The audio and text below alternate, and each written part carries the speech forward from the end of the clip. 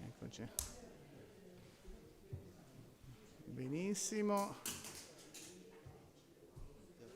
Grazie per essere qui con noi questa sera. Direi che possiamo iniziare ovviamente con il saluto della padrona di questa splendida casa. E benvenuti a tutti, io sono Caterina De Mata, la presidente della Fondazione Ernesta Besso. La nostra fondazione si occupa di donne, di storia delle donne e di accesso delle donne al mondo del lavoro ormai da 100 anni. Qui siamo nella sala da pranzo di Marco Besso, sala dove ha passeggiato anche Einstein. E lui è Marco Besso, accanto alla moglie Ernesta, a cui è dedicata la fondazione. E in altre sale trovate i ritratti di Lia e delle altre presidenti della fondazione, perché sono 100 anni che le donne della famiglia Besso si passano il testimone. Adesso lascio la parola a Marziano. Benissimo, grazie Caterina, è veramente un piacere essere qui e ringraziamo tutti la generosità della Fondazione Ernesta Besso che ha accolto al volo la nostra proposta di organizzare un incontro. Credo che sarà una serata interessante, spero piacevole, con un ospite importante.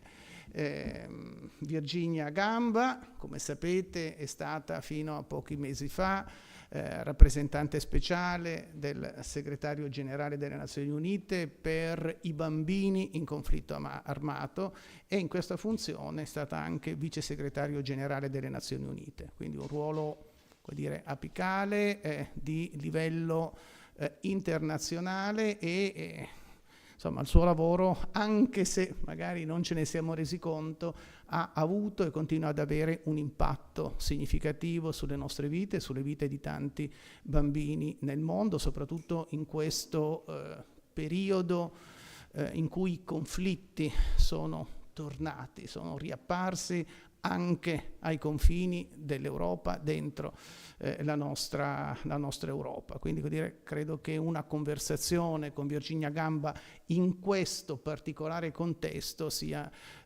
particolarmente importante. Virginia, tra l'altro, questa sera presenta l'occasione, diciamo, di questo incontro e la pubblicazione di un libro di Virginia, uno dei tanti libri pubblicati da Virginia Gamba, un racconto in parte autobiografico, biografico, di riflessione del suo percorso culturale, diplomatico, ma direi anche politico, in cui racconta momenti più significativi, direi, del suo impegno dal Sud America all'Africa fino alle Nazioni Unite. Quindi credo che saremo tutti contenti di ascoltarla. Abbiamo altri ospiti importanti, Laura Guercio, a cui cederò la parola e che ci aiuterà anche nella conversazione con Virginia Gamba. Virginia Gamba parlerà in inglese e faremo delle brevi traduzioni, insomma c'è una traduzione, se necessaria, una traduzione ridotta in italiano. Ecco, questo penso che possa essere gradito, oppure possiamo fare direttamente in inglese, ecco, questo, però magari interrompendo ogni tanto con una sintesi. Benissimo. E Laura Guercio, ecco, non è una traduttrice, ecco, non voglio diminuirne il ruolo, è in fondo l'anima di questo incontro e, come ci spiegherà adesso, è segretario generale, oltre che mia collega in università, la Niccolo Cusano, e segretaria generale di un'associazione, di un'istituzione culturale importante che proprio si occupa di bambini in conflitto armato. Quindi devo dire, siamo ospiti di una fondazione che è dedicata alle donne, dove si riflette sul ruolo delle donne nella società, e qui abbiamo due donne importanti che fanno un lavoro significativo per la comunità. Quindi un ex vice segretario generale delle Nazioni Unite e segretario generale di un'istituzione, di un network universitario che opera, come ci spiegherà, posso anche dire in tutto il mondo di fatto, in gran parte del mondo, proprio per la tutela dei bambini e delle donne, quindi di categorie fragili, in contesti di conflitto armato, in contesti post-conflitto. E ovviamente, non ultimo, Paolo De Nardis, che immagino conosciate, una figura direi importante del panorama culturale e accademico romano e italiano, una figura, un pilastro della sociologia italiana, decano come a lungo dei sociologi italiani, come ci ricordava poco fa, e da qualche anno anche presidente dell'Istituto di Studi Politici San Pio V, che è un'istituzione che sostiene la ricerca scientifica e anche riflessioni di carattere geopolitico come quella che ci apprestiamo ad avere ora. Prego Laura. Grazie Maxiano. Del Io sarò molto breve. E di questo incontro. Io sarò molto breve perché voglio in realtà dare subito la parola al professor De Nardis e al nostro ospite, la guest, nostro veramente keynote speaker, la signora Virginia Gamba. Voglio aggiungere che il professor De Nardis, noi abbiamo l'onore nel network, perché il professore De Nardis è anche vicepresidente del network, quindi vabbè, ma è un grande onore per il network, quindi ed è anche componente del comitato scientifico della Fondazione Matteotti che partecipa all'incontro di oggi. Grazie, perché abbiamo il professore Achemo, degli Alberto Achemo. Ciao Alberto. Bene, quindi devo dire che vorrei veramente che il tempo poi questo incontro venga dedicato proprio ad ascoltare la signora Gamba e alla presentazione e introduzione del professor De Nardis. Molto brevemente, come ha già spiegato Maxiano, questo evento è nasce all'interno di un progetto più ampio che viene chiamato Rebirth, che è un progetto che è portato avanti dall'University's Network for Children and Conflict con il Ministero degli Affari Esteri, volto proprio a sostenere la reintegrazione delle minori in conflitto armato. Donne e giovani ragazze e ragazzi. Per questo il titolo che adesso non abbiamo più, ma il titolo appunto è Donne, pace e sicurezza. E un titolo di questo non poteva essere un titolo migliore, perché qui peraltro, al di là del progetto che stiamo portando avanti, abbiamo una donna che ha lavorato, ha speso la sua vita proprio per la pace e la sicurezza. Quindi abbiamo pensato che all'interno di questo progetto più ampio un evento di questo tipo potesse essere effettivamente rappresentativo delle attività che il network sta portando avanti ai fini del sostenere quelle che sono le giovani donne in situazione, le girls, le ragazze in situazione del conflitto armato. Il network è un'associazione universitaria nata nel 2020 grazie al supporto importante anche dell'Istituto San Pio V, che è membro fondatore uno dei membri fondatori del network, e ad oggi conta 60 università che sono membri del network, università che hanno sede in situazioni di conflitto, post-conflitto, poi il concetto di conflitto e post-conflitto è sempre molto labile, quindi comunque in situazioni di fragilità e anche in paesi europei. Prima Maxiano diceva, oramai noi stiamo affrontando situazioni di conflitto a noi vicino, quindi la sensibilità anche dalla parte appunto della nostra realtà europea su quello che significa il conflitto e quello che è l'impatto dei conflitti nell'ambito, soprattutto per i più vulnerabili, è qualcosa che ci appartiene nel quotidiano. Quindi noi abbiamo università che hanno sedi in Europa, che hanno sedi in America, Sud America, Africa, molte università africane e anche in Asia. Lavoriamo su più attività, ricerca, training, formazione, lavoriamo molto con i giovani. Abbiamo voluto fare questo evento qui alla Fondazione Besso non soltanto per il senso proprio della Fondazione, la storia della Fondazione Besso, ma perché abbiamo pensato che il lavorare anche con la società, noi lavoriamo molto con i giovani, ma è importante anche parlare di queste tematiche con coloro che sono per professione, per ruoli istituzionali legati comunque a determinate realtà. È importante che ci sia una sempre maggiore consapevolezza sulla tematica della protezione dei bambini in conflitto armato e sulla tematica di protezione delle donne, delle giovani, che poi le donne sono vittime perché sono donne, perché sono bambine e perché vivono una situazione di maggiore fragilità, come anche i bambini maschi. Non dobbiamo pensare che soltanto le ragazze, anche i ragazzi subiscono crimini e le stime sono sempre più violenze alte. inenarrabili. Esatto, le stime sono sempre più alte. E purtroppo, nonostante il lavoro dell'ufficio della signora Gamba, purtroppo alla violenza non si mette mai fine. Però la signora Gamba in questo libro parla di come poter affrontare con la mediazione e quali sono i valori che devono essere utilizzati nella mediazione come strumento per raggiungere la pace.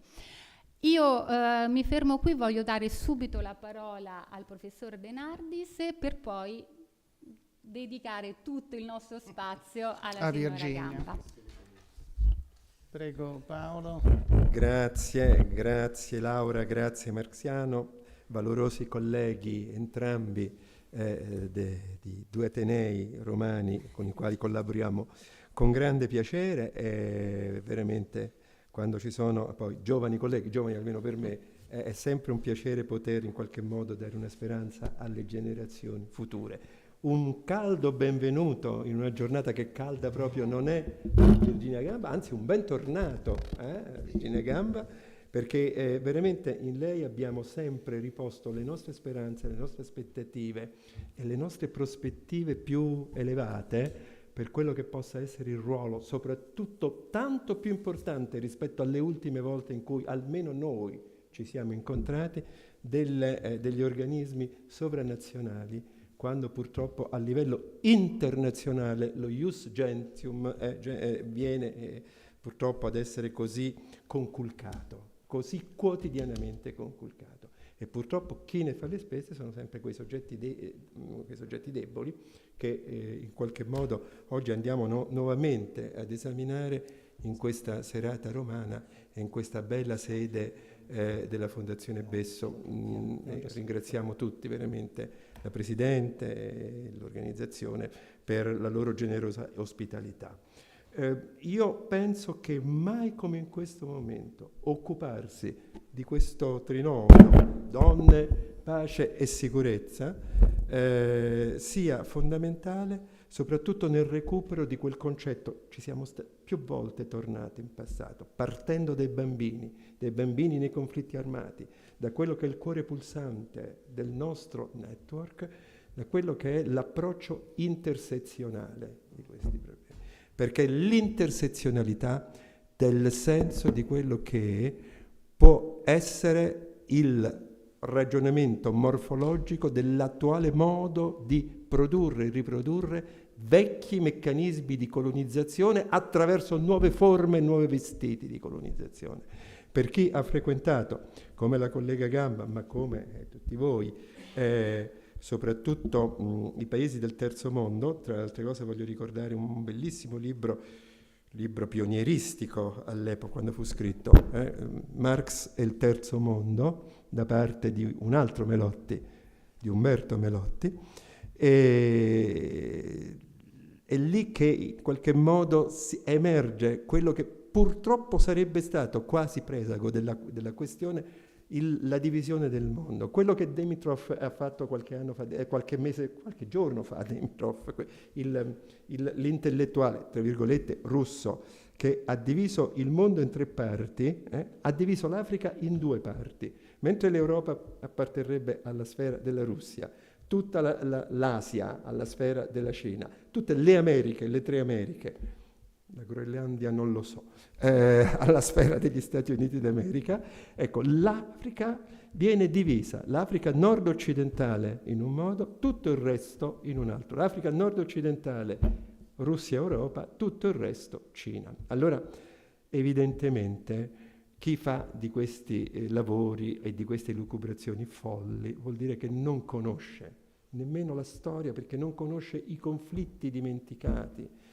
Il nord, faccio un solo esempio e mi taccio, il nord-ovest africano, quindi parliamo del Marocco nord-occidentale, ha ancora il dramma della popolazione saharawi, ed è un fronte polisario che ancora non riesce a risolversi di fronte a una muraglia di sabbia di 2500 chilometri costruita dal governo marocchino una volta che ebbero l'indipendenza dalla Francia.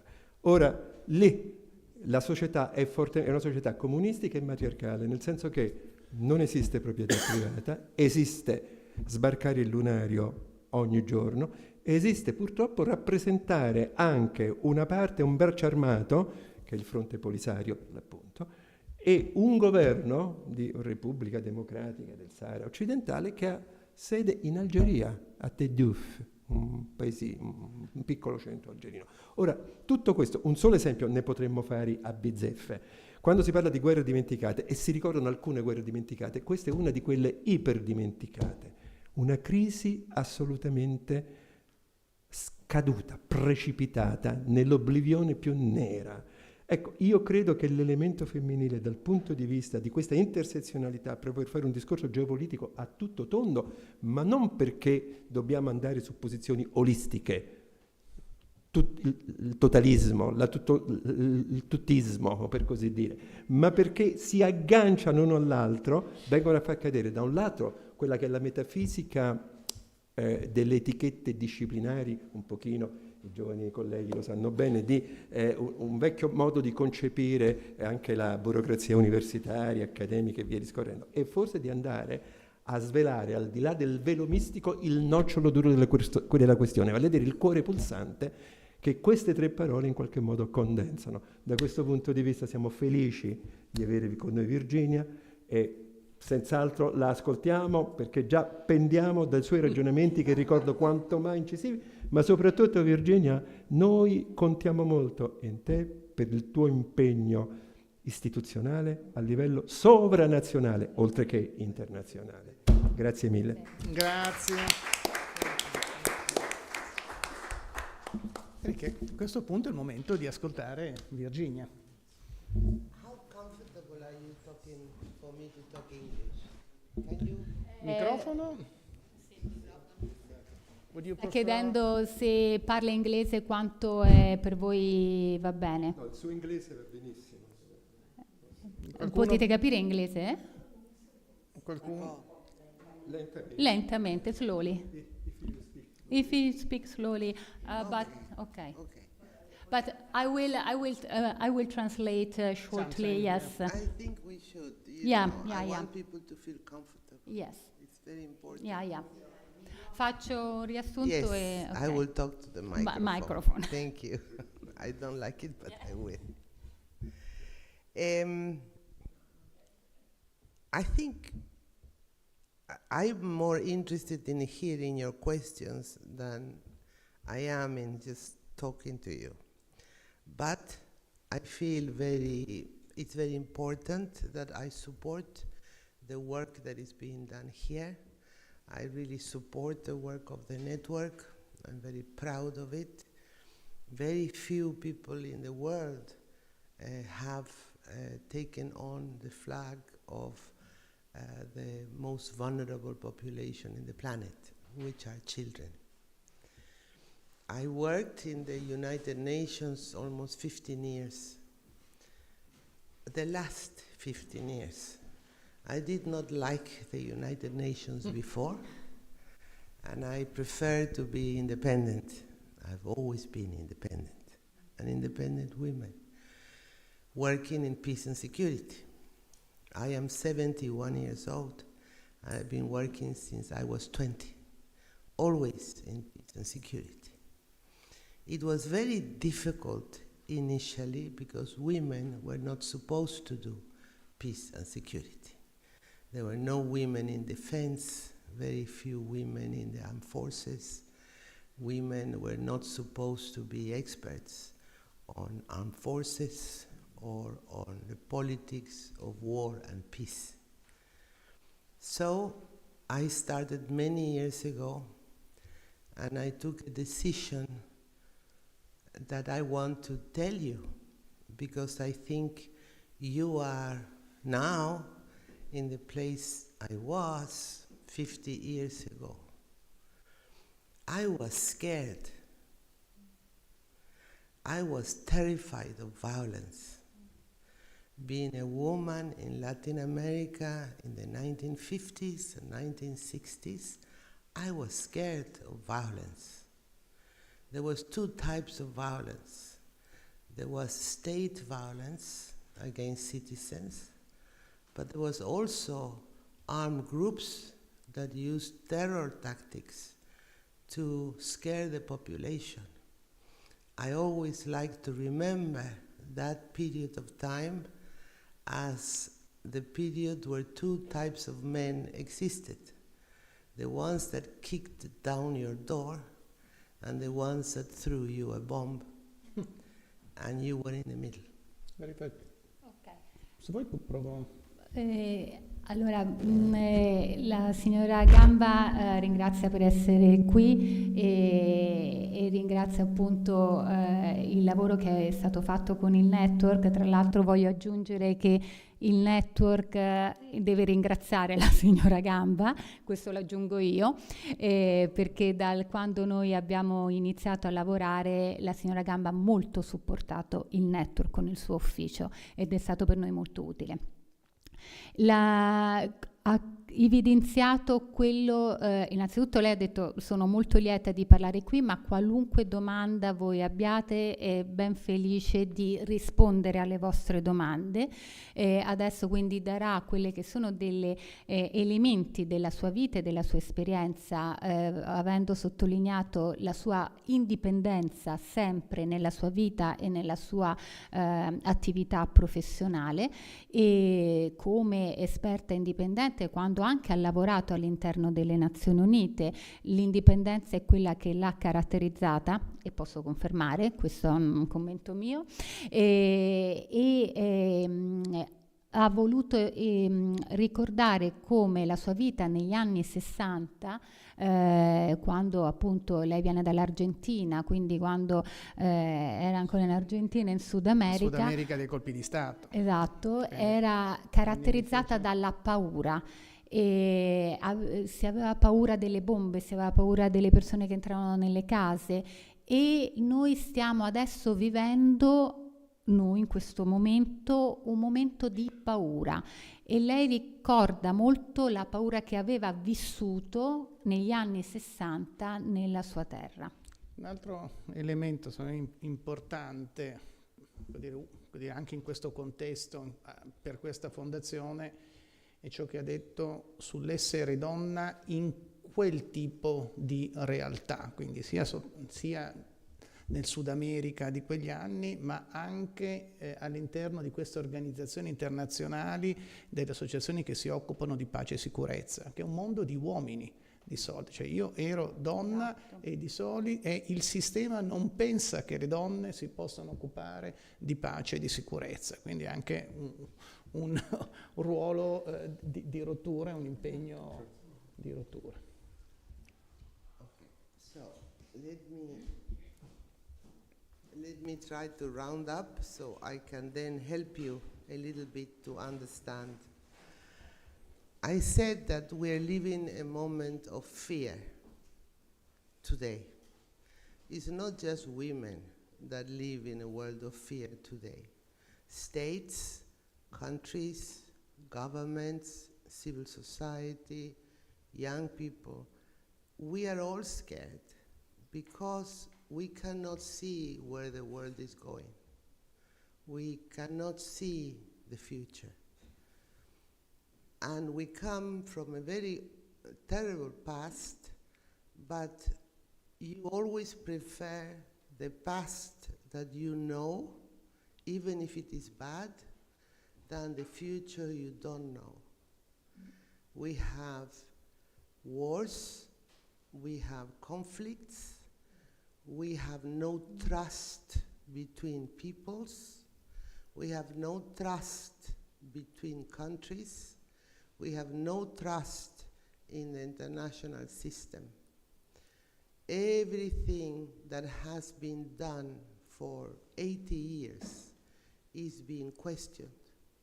Do we need a convention to protect children? Do we need to worry about humanitarian international law? Do we have a minimum standard, a golden standard to deal with people? Today, everything we think we know is questioned. So we are afraid. You can. I think you can go on. Yeah. Yes. So I want to take it from there. I want to start with fear. The best thing you can do when there is fear is understand the dynamic of fear. Everything is a system. It's almost scientific. If you understand how violence and fear emerge, you can try to prevent it. So it is about prevention of violence, prevention of conflict, and going back to a moment where we thought we could prevent the war that is coming. And I want us to remember that we can stop violence. We can make a difference. Governments, no, but people can. People can. So this is the time, very similar to the Dark Ages, where the memory of civilization was lost, but there were small spaces that kept the memory of what it was to be a man. I like to think of myself not necessarily as a woman, but as a human being. And we have forgotten the responsibility we have between human beings. I think it is time for us to bring back the values of the remote past, where we understood the difference between right and wrong. So I want to tell you what is happening.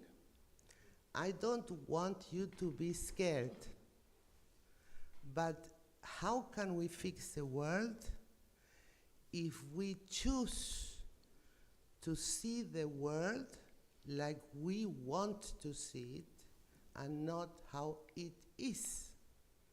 We cannot provide a remedy, medicine, if we cannot do a good diagnosis. And if we insist in seeing reality as we wish, we can never, ever fix it.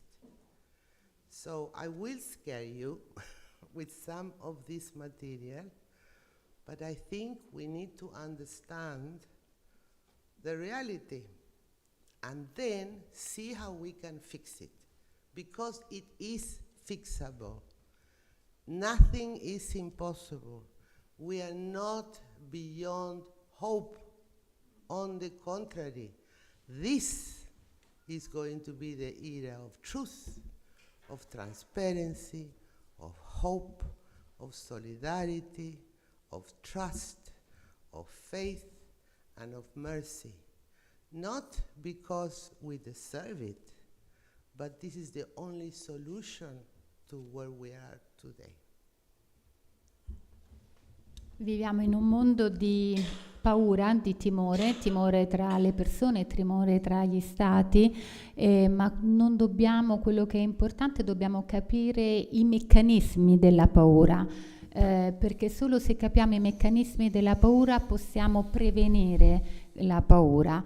Lei è qui, parla qui non solo come donna, ma come essere umano, quindi le fa piacere pensare che, certo, il titolo è Donne, pace e sicurezza, ma prima di tutto come essere umano, e quello che è importante è agire, trovare i meccanismi per poter affrontare la paura non nel mondo che vorremmo che fosse, ma nel mondo che è, perché noi dobbiamo capire che stiamo vivendo, cioè confrontarci con il mondo in cui siamo, non con il mondo che vorremmo, ma con il mondo in cui siamo.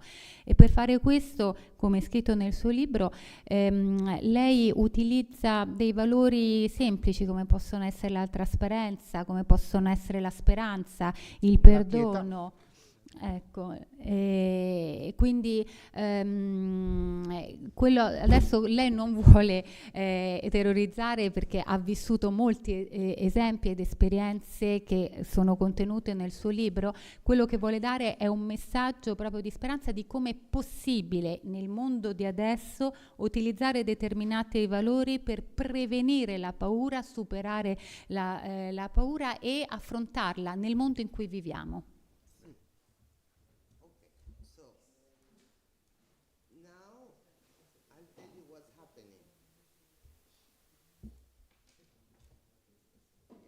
Now I'll tell you what's happening.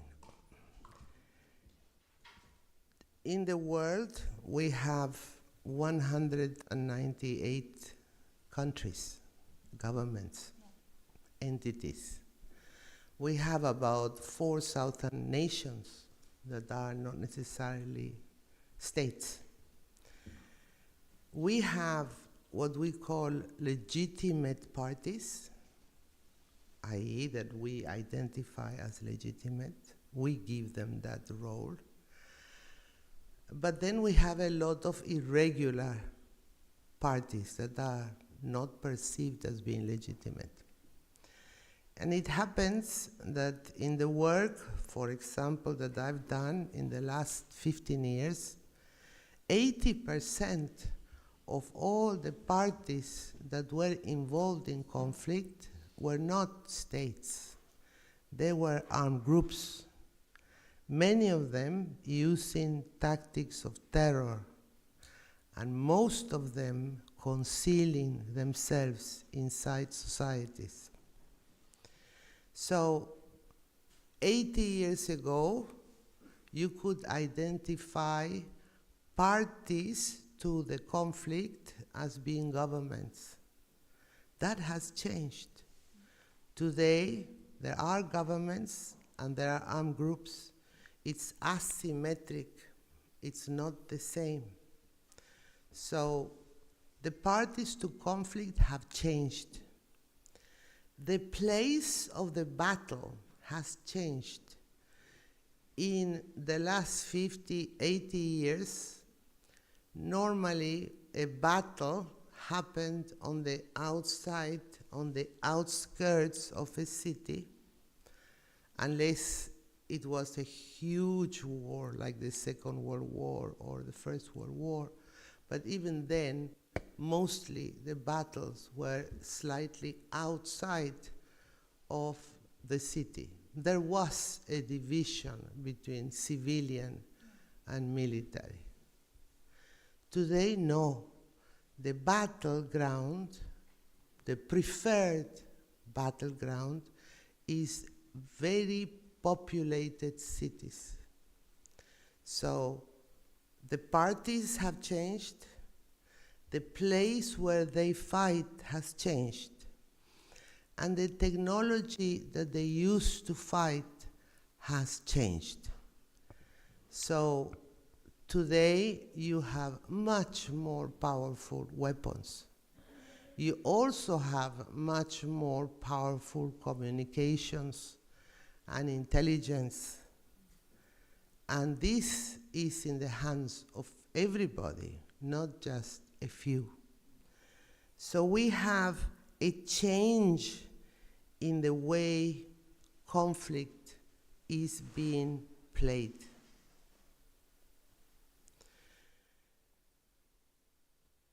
This makes us very insecure. We feel very unstable. There is not a safe place.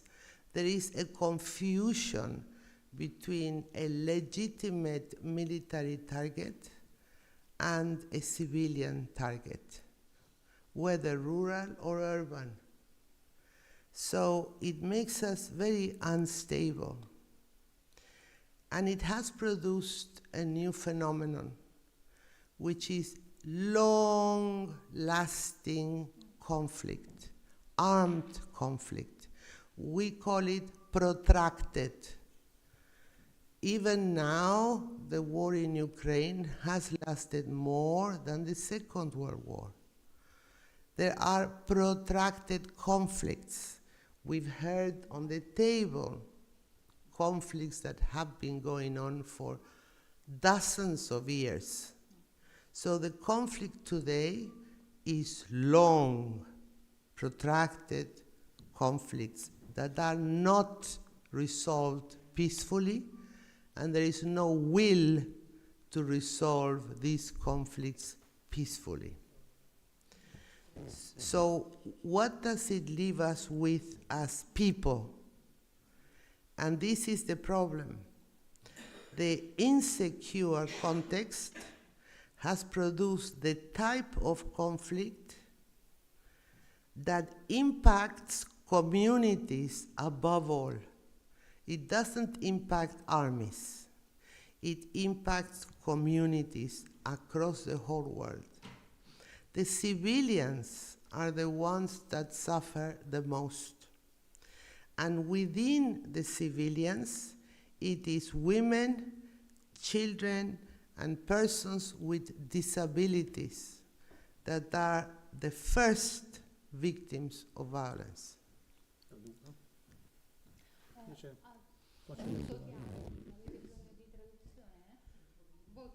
Se vuoi faccio veloce, cioè negli ultimi 50-80 anni è cambiato tutto, proprio il concetto di conflitto armato. Non c'è più una guerra tra nazioni, non sono le nazioni a combattere, ci sono guerre asimmetriche e quello che accade è che ci sono dei gruppi armati che si confrontano magari contro governi, però è tra gruppi armati.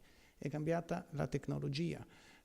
Ci sono armi molto potenti, strumenti tecnologici avanzati, forme di comunicazione avanzate, e questo rende gli effetti di questi conflitti molto più gravi di quanto non fosse un tempo. Le vittime di questi conflitti non sono più soltanto militari, ma sempre più civili, perché sono cambiati i teatri dei conflitti.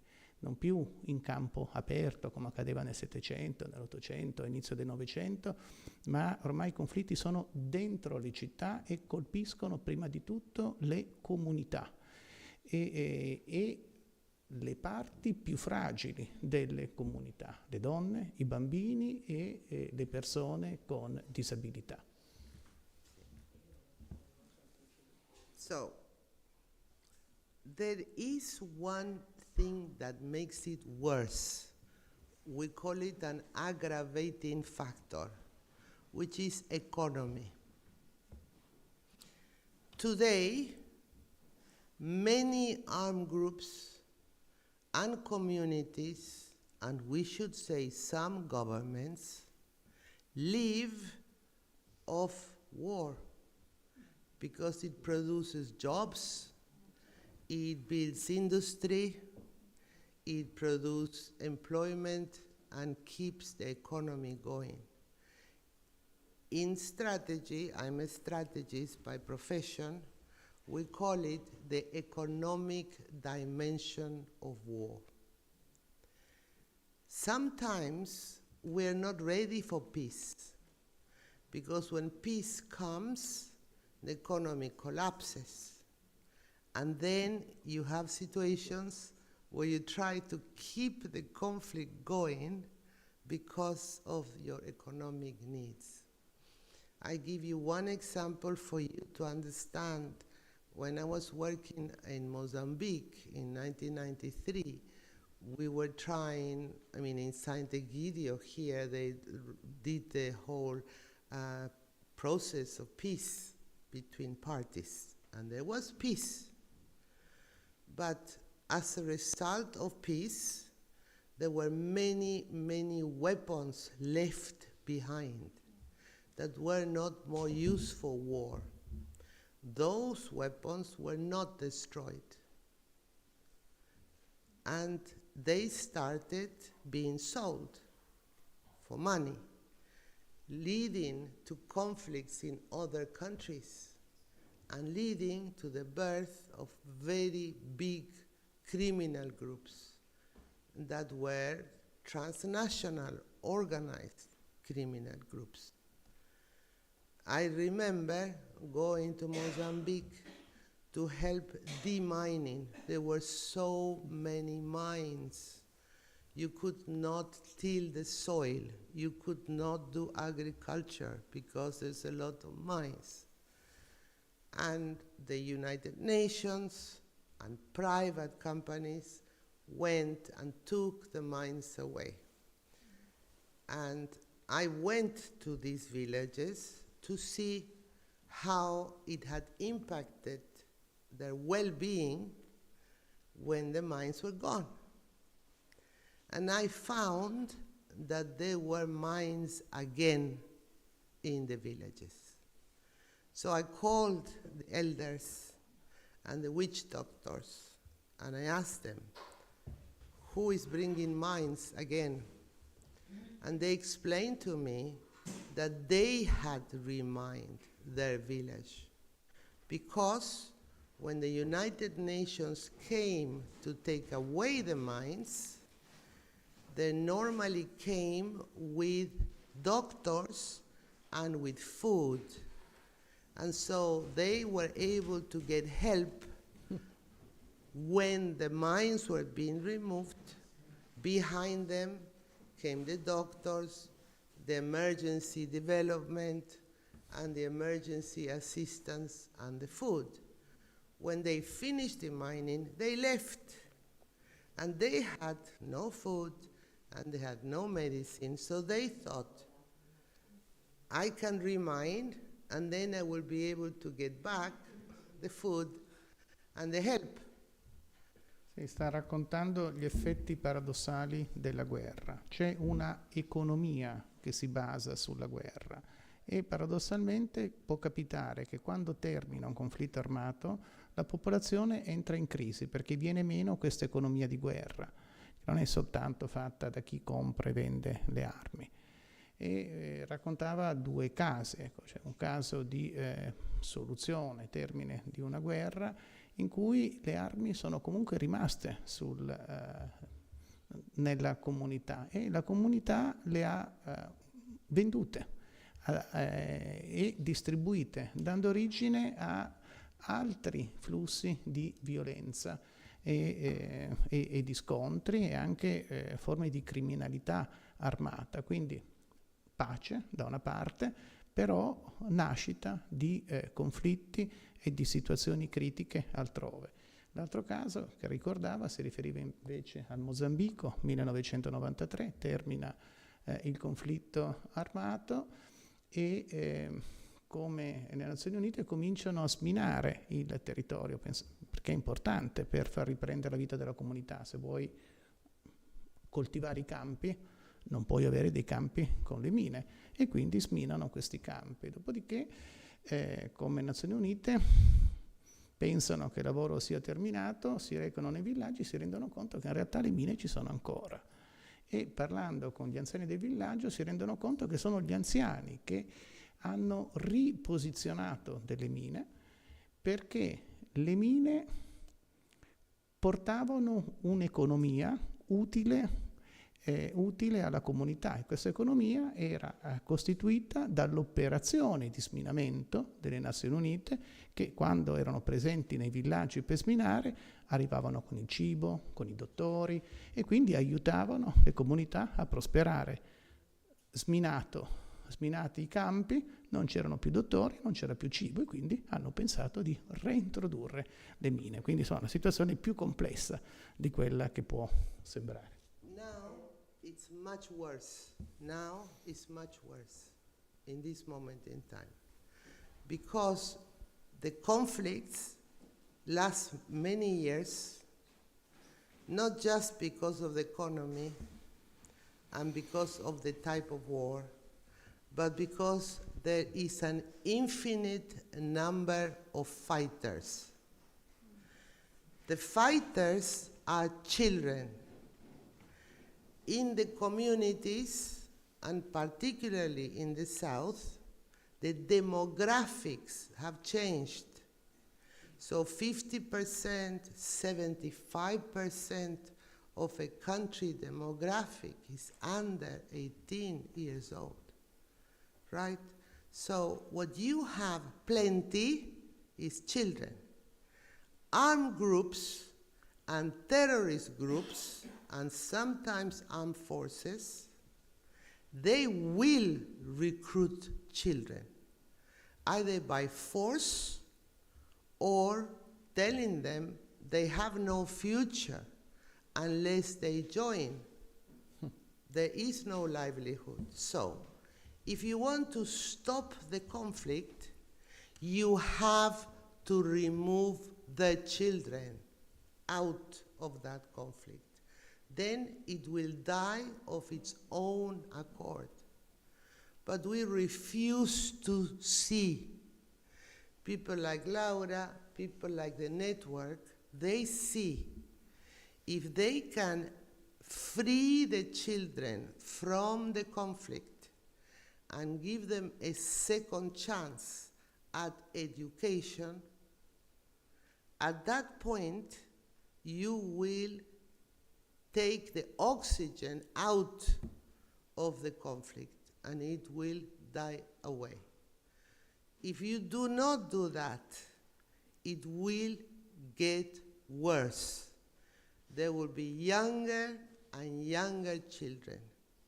What we are seeing in the world today is horrifying. We are seeing the greatest number of girls between 8 and 16 years old being trafficked, being raped, being abducted from schools and sold as slaves across borders, girls that have no documents to say who they are, because in poor countries you don't even have birth registries. So we have victims that are nameless, that have no state, and there's no way we even know how to begin to recover them. Sta dando un quadro terribile della situazione dei bambini. Questi cosiddetti paesi in via di sviluppo sono paesi molto giovani, dove dal 50 al 75% della popolazione ha meno di 18 anni. Per cui quando i gruppi in conflitto devono reclutare dei soldati, reclutano bambini. E se vogliamo spegnere queste guerre, dobbiamo allontanare i bambini, perché questo è l'unico modo per togliere ossigeno a questi conflitti. E dice, questo è un aspetto che molti non vedono. Ci sono associazioni come l'associazione di Laura che lavora su questo. E dice, è chiaro che vengono reclutati facilmente, dicendogli solo così potrai sopravvivere, troverai un lavoro. Devi offrirgli un'alternativa, che ad esempio è quello che tanti, tra cui il network di Laura, stanno facendo, aiutando dei ragazzi che sono stati soldati a costruirsi una vita diversa. All'interno di questa situazione c'è uno scenario ancora peggiore, che è rappresentato dalle ragazze dagli 8 ai 16 anni che vengono usate, rapite, trafficate, violentate, vendute come schiave. E sono ragazzi e ragazze senza documenti, perché sono paesi dove appunto non c'è Stato, non c'è un sistema amministrativo, quindi sono persone che non esistono e non avendo poi e non hanno quindi alcun tipo di tutela. Ma questo, scusi, questo discorso noi lo facciamo in maniera generale su tutta l'Africa.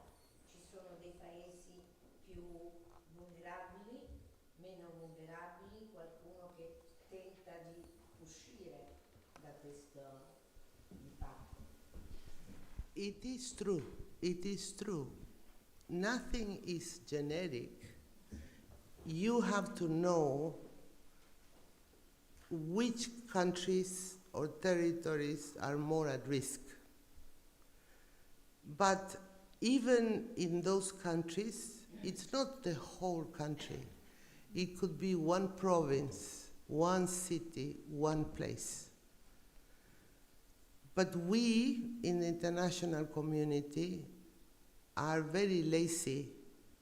We like simple solutions and we like to make things generic so that we can imagine it. And at least in the developmental community, in the socioeconomic, international constructs, we are not being efficient. We are not putting the resources where they can be the best used, the fastest used.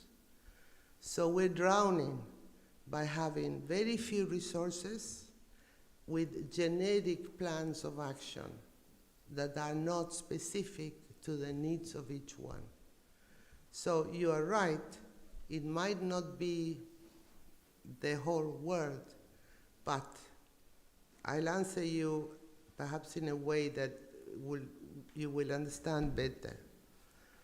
There are some global issues, threats, challenges that have got a local impact.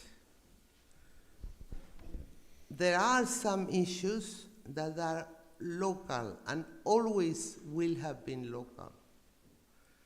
But we don't spend time, the governments globally, the whole world doesn't give time to understand when a problem of violence, a problem of poverty and disease, whatever, is something that was born out of a problem that is so localized, it can be fixed with a specific solution there. They cannot identify if it is local or if it is the manifestation of a global threat across all regions.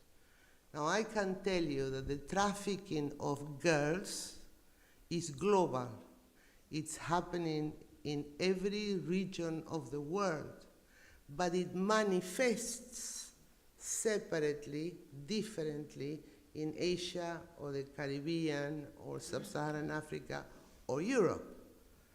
But there is a trend. So we need to be able to stop the trend through conventions, through the use of the international tools we have. But at the end of the day, we also need to be able to stop it at the other end where it is happening on the ground. And there is a problem. Many times, governments will tell you they have no resources. And the typical example, the typical one, is work, employment. You keep thinking, okay, we have young people, they will be unemployed in the future, there's not enough work for all of them, so there's a very large chance that they will dedicate to crime because it might have one way in which they can get resources. Or they can start an armed group or a war, you also get resources. In Nigeria, half the abductions of children from schools is for ransom, right? To get the money, you abduct, you get the money, and then you get the economy going. But the other half is because of ideology. And you will see when girls are the ones that are targeted, normally it's girls' education that is targeted, because no one wants the girls to have an education, right? If not, they cannot be used. So, yes, you're right. You're right. Una domanda. Yeah. Le Nazioni Unite cercano di intervenire nel territorio per aiutare la popolazione a venire fuori da questi conflitti. Come sono accolti dalle autorità del posto? I understand what does the government Yes, do? what's the approach of the governments towards the United Nations? When we talk about this country, Yeah. what is the government approach of this country towards the United Nations that wants to intervene? Well, first of all, the United Nations doesn't have the money and it doesn't have the people. Many times the United Nations have not have the authority to intervene because the United Nations is not the European Union. The European Union and the Commission and the Commissioner of the European Union has vote. It has the same status as its members. But in the United Nations, the Secretariat, where I used to work, the Secretary General, is a servant of the member states. And the United Nations can do nothing without a resolution of the member states.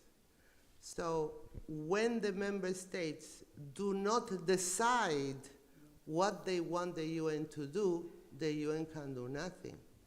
So I think, what is the position in those countries where there are resolutions that basically allow the UN to go in and assist? Normally, you do it with very little money. Okay, perhaps I'm not even giving you a good example.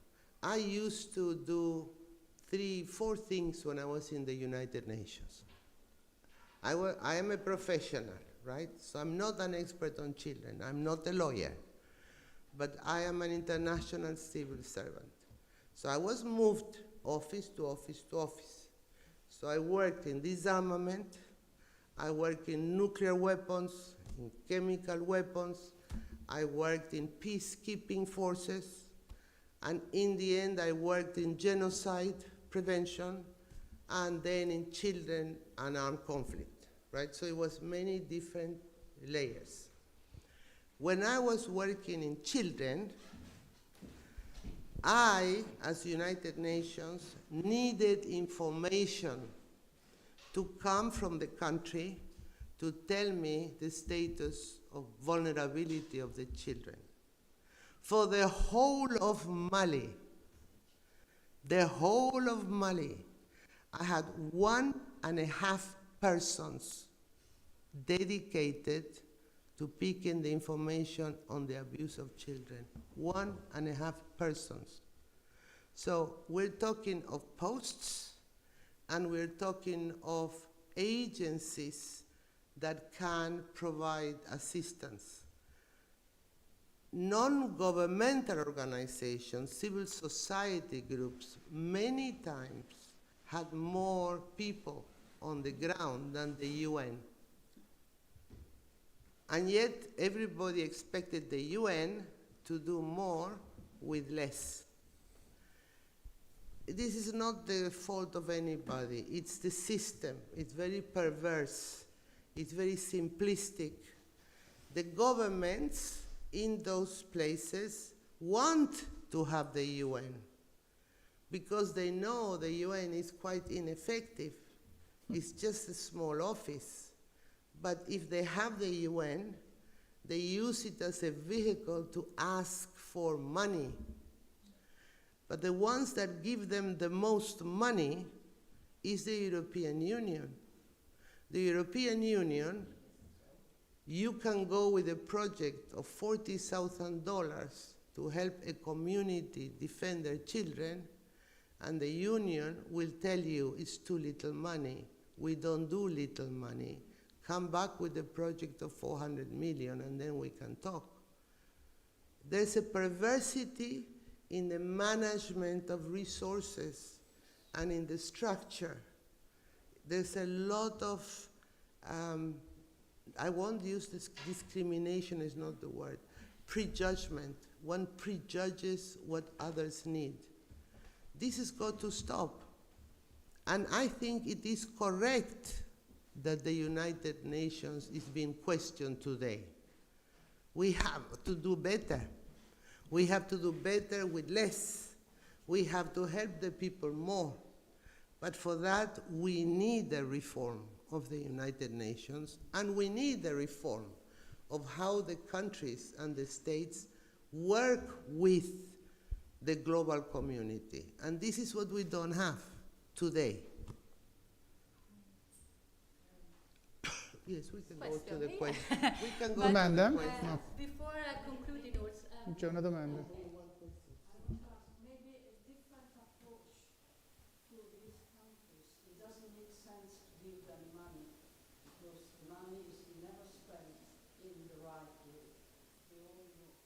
But maybe creating, I don't know, but maybe creating a real solid economy in those countries so that those people can have possibility of earning their money the right way in their own country. But creating really. Well, I agree with you 100%.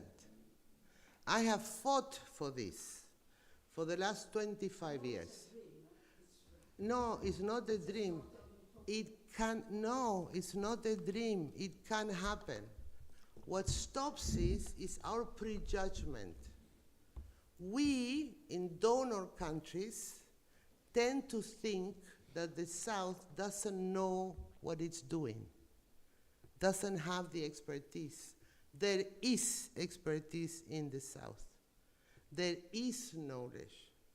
The problem is the lack of partnerships for real development. And the North, i.e. donor countries, they don't trust the South. So they come with plans for development that were written in an office in a country with snow.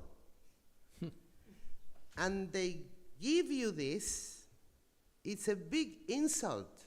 And they say, we'll give you the money, if you do this is a perfect plan for people like you. No one is interested in hearing, seeing, or mapping the problem country by country with the people. So the people have no respect for the donor countries. I worked 10 years in Africa. I refused to work with the United Nations. And I frankly refused to work with the EU.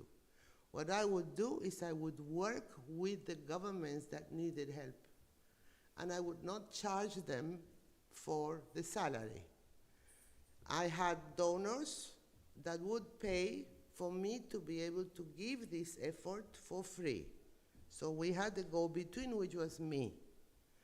And then I would go and I would work with them to understand the problem together. And they came up with their priorities, and then I provided technical assistance if they needed it. And then there was trust, and it worked. But where it started failing was in developing true partnerships. By the time we managed to even interest the donor community to assist the Africa Union, which was new. It had just been created in 1998. No, I lie, 2003 they were created. And it was the birth of a new organization. And at that time, we were trying to build partnerships, equal partnerships, with potential donors that were going to be partners.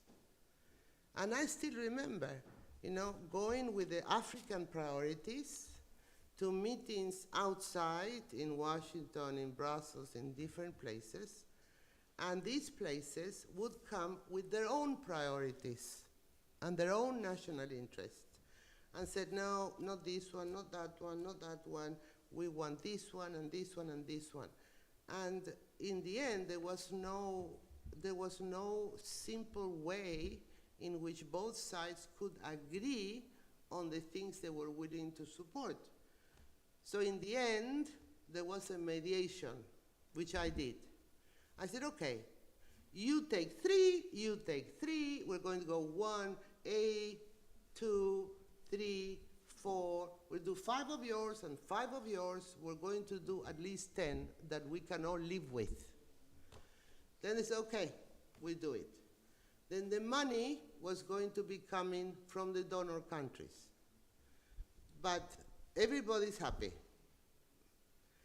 When it comes with a codicil, a footnote. And the footnote said, any money donated must be spent in the donor country. So if you want to do capacity of, stockpile management of your weapons, you have to hire a company from the donor country with their technology and their personnel, and their salaries will be paid by us donor countries, but not you in the South. It can be done. I got fed up because I am very passionate. And I told countries in Africa, why are you so stupid? Why beg? You're sitting on your own resources with really capable people. Why don't you change your national budgets and give more to the issues that you're interested in? And then I went to the donors and I said, don't give money unless the government is prepared to pay a minimum of 30% of all the costs associated out of their own national budget, because then they will have ownership and pride. And when you went like that, it worked. It worked. Many countries were able to, I remember the island of Mauritius came to see me and they said, we are scared. We see terrorism coming up and we're a tourist destination. If we have one terrorist attack in Mauritius, like there was in Seychelles and in Sri Lanka and in Asia, then the tourists will go. And then what do? So we need a plan to prevent the crime that will come. And can you help us? I said, yes, but you're going to pay this yourselves. So they did. They put their resources. I said, it's very easy. You have 80 cars that are used for government use. You dedicate 40 to your project. You reassign your own resources to meet your new priorities. And we're going to do this together with no cost, with existing resources.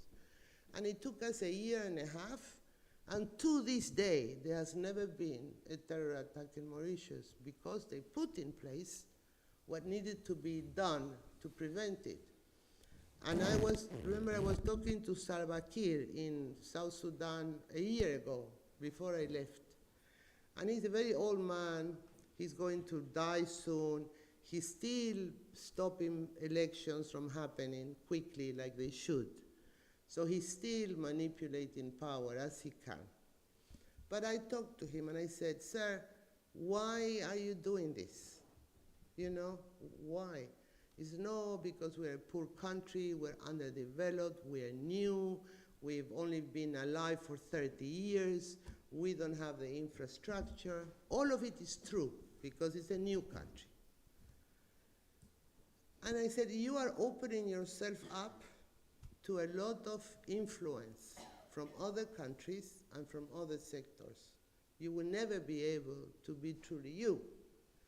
So he said, but what chances do we have? I said, the future belongs to those countries that can meet two objectives.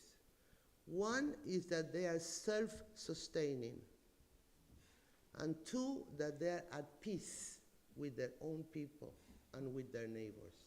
If you have peace and you reach political compromise inside, so that you have peace inside and peace with your neighbors, and you develop your own resources so you don't depend on anybody, then you will be resilient and you will survive.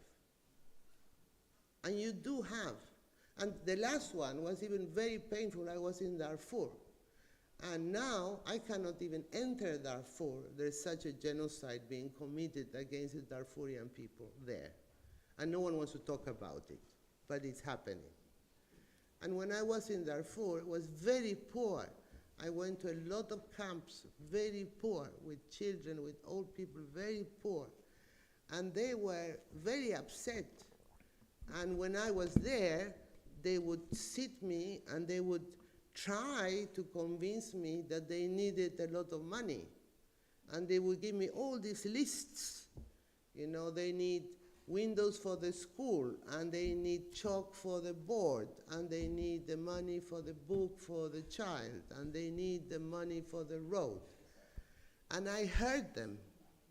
I heard them for half an hour. They were all crying that they wanted money. Why? Because I came from the United Nations in a helicopter. So I told them, no, I'm Argentinian. I went to school without shoes in the hills. There's no way. And I told them, are you not proud? Don't you know your own history? You built empires with nothing except work.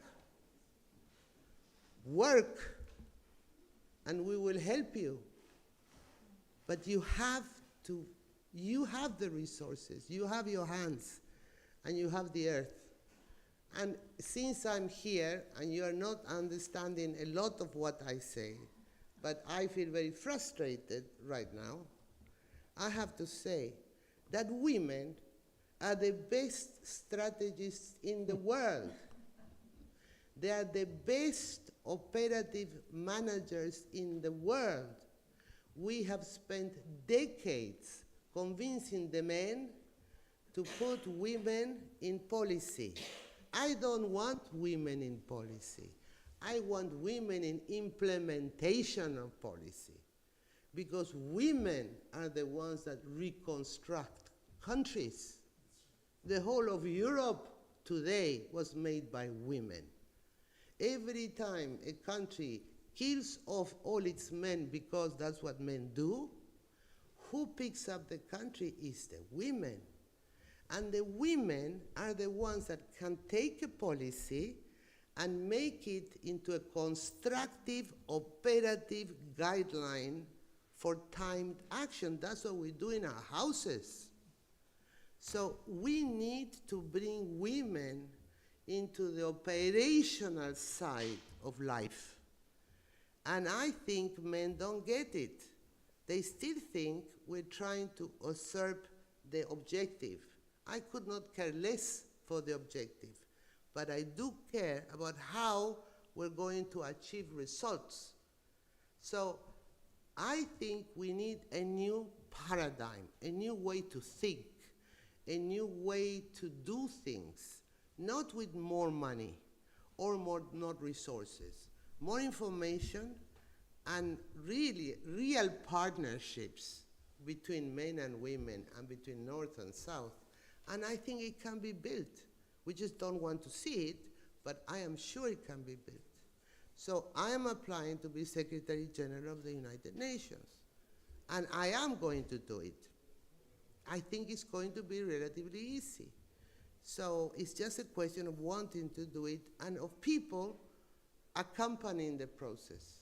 You cannot change the world without the people transforming themselves. And it's much easier for people to help others than governments to help others. So I think solidarity, I think mercy, I think hope, I think charity are tools that people can use to transform communities and therefore transform the world. Up there, you should just build the partnerships and connect things that work with each other. But don't try to rule from up there. It doesn't work. But that's it. I'm not going to... No, è bellissimo perché molto abbiamo, concreto. tra l'altro abbiamo un'altra domanda, quindi abbiamo stravolto completamente il tutto, ma la signora Gamba è straordinaria, quindi l'avete Molto capito chiara, e molto speriamo di diretta. averla come prossimo segretario generale delle Nazioni Unite. C'è un'altra domanda, Antonella.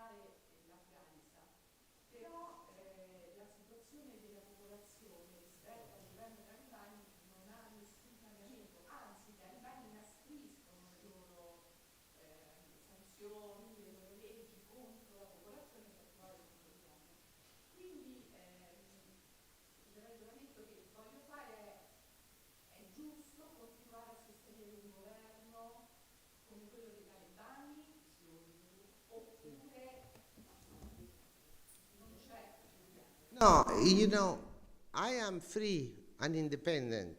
I left the UN 6 months ago. No one can censor me anymore. And it does happen. When you're a civil servant in a government or in an organization, you have to be disciplined. But I can tell you what I was telling the UN and what I insist. You cannot be friends with both God and the devil. You can't. It's very hypocritical what is happening in Afghanistan. And I think the problem lies in us. We follow the media. we follow the narrative in the press. And the narrative of the press is highly politicized. So for the last 3-4 years, all we hear is Ukraine or Gaza. No one gives 2 cents for any other conflict or violence. In Afghanistan, it is not horrific. It is a crime against humanity. I, many times, tried to convince the United Nations and the member states, even the European Union. I wrote many letters to the commissioners saying, we have to put a stop to this. My suggestion was that if in 1976 the United Nations kicked South Africa out as a member of the United Nations because there was no democracy among the racial population, how much more we should kick out from the organization a country that ignores the existence of more than 50% of the population. And I said, I don't understand. Are women less than a racial prejudgment? Are we even less than that no one cares what happens to women? No one was interested, minimally, in being able to do a statement or an approach. Never. More importantly, I called attention 1 month before the deed.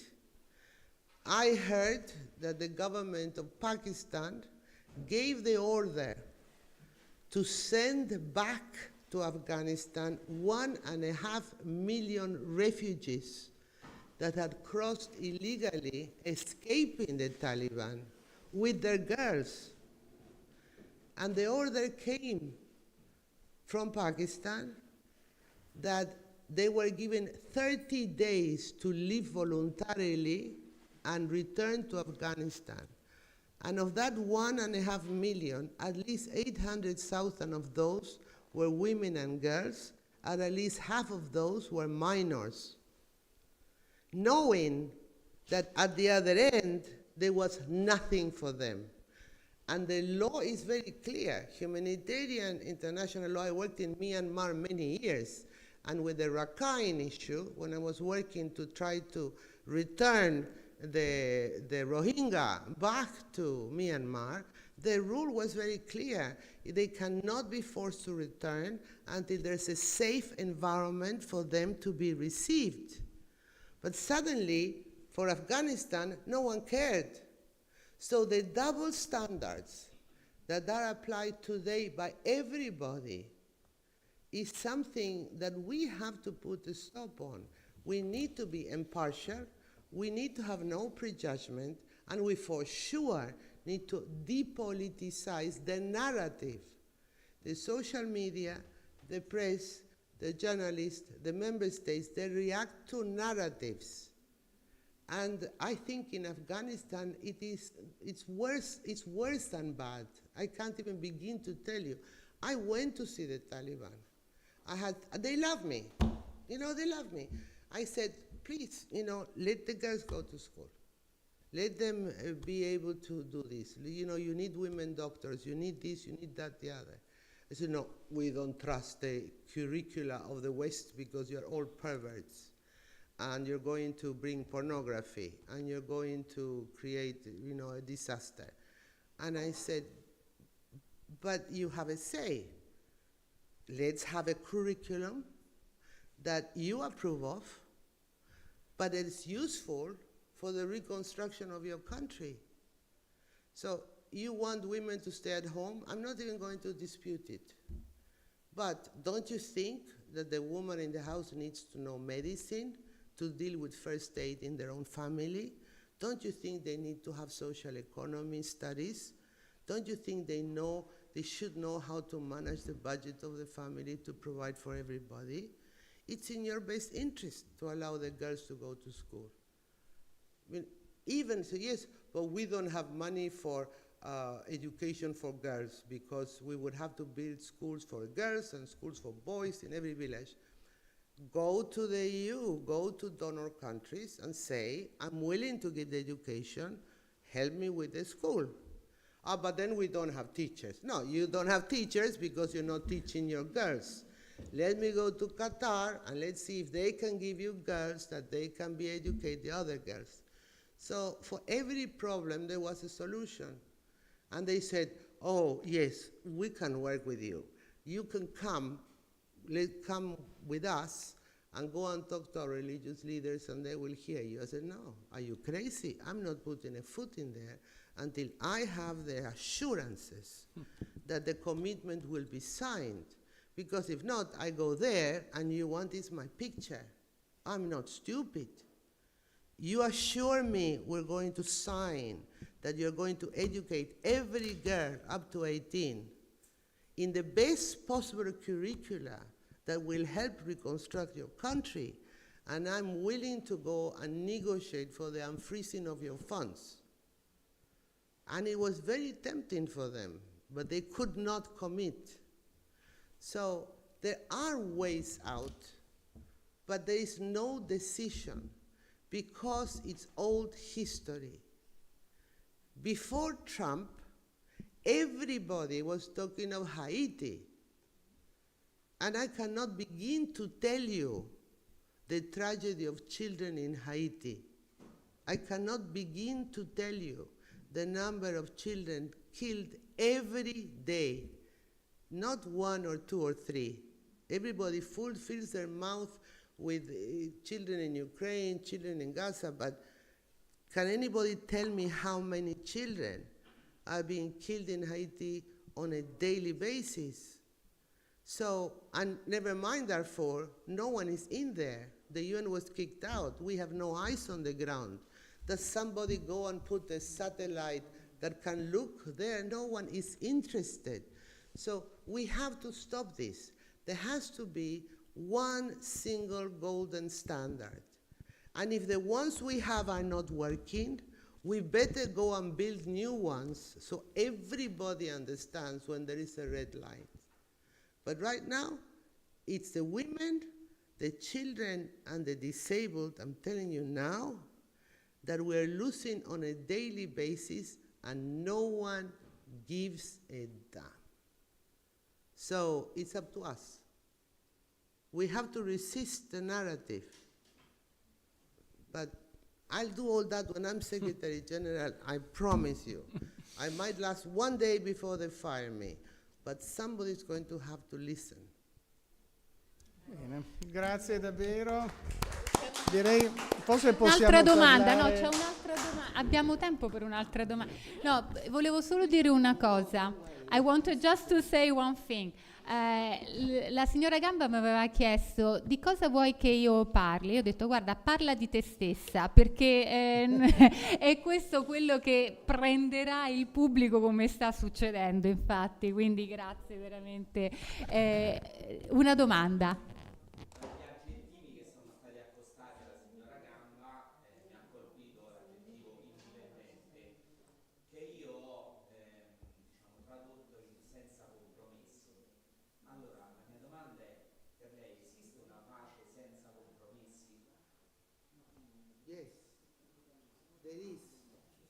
But you have a very trick question, right? Because I don't believe in sorry. No, it's fine, it's fine, it's fine. I'm sorry, I forgot. Yeah. No, it's me that I keep pushing the button. Okay. Now, okay.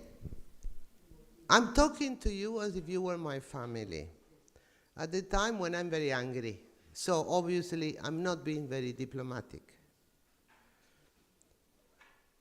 There is a way in which parties to conflict, civil society and authority, East and West, North and South, can find a status quo that they can live with, that is dignified.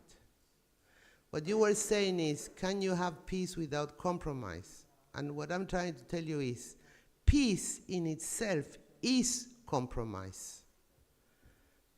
The point is that people are not willing to compromise to look for the optimum solution for everybody.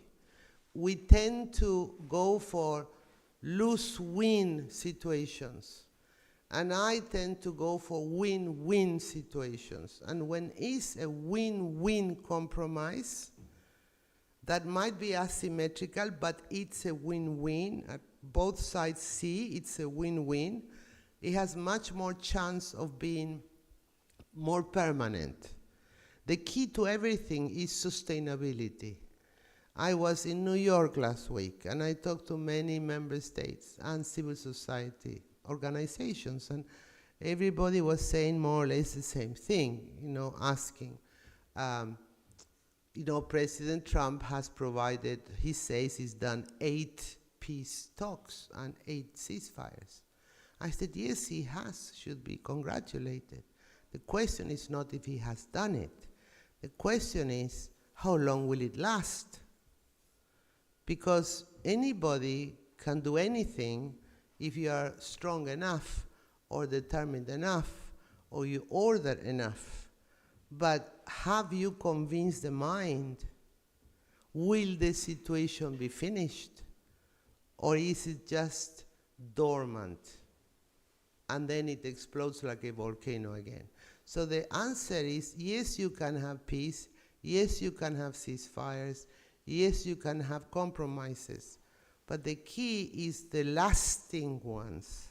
And the lasting ones have to be win-win negotiations. There will have to be a compromise. If you don't have a compromise, it's because someone won. Someone won. And normally when you win is, at the end of the war, the one that won, right? Does that mean that there will be lasting peace? Not necessarily. It depends on the people and the time. You might get a grudge that doesn't go away. So, yes, you're right. You cannot have peace without compromise as long as the peace you want is long-lasting peace. If not, yes, of course you can have peace without compromise because you impose it. And it might be good for your lifetime, but it might be not good for the next one. Grazie davvero, è stata una bella serata. E auguriamo Virginia che possa proseguire il suo lavoro, magari anche come segretario generale delle Nazioni Unite. E so che fuori sta piovendo forte, tra l'altro qui abbiamo un piccolo aperitivo, quindi se ne volete approfittare in attesa che spiova. Purtroppo ho avvisato la signora Gamba che quando piove qui a Roma si blocca tutto e ci dispiace che oggi Abbiamo Caterina. sia giornata di pioggia. Prego Caterina, nostra padrona di casa. Volevo ringraziare i nostri relatori per la giornata, spero che tornerà da noi. E dai, benvenuti al buffet, noi ci vedremo martedì prossimo, se siete interessati, con il rabbino di Segni e Gerd Lerner. Benissimo.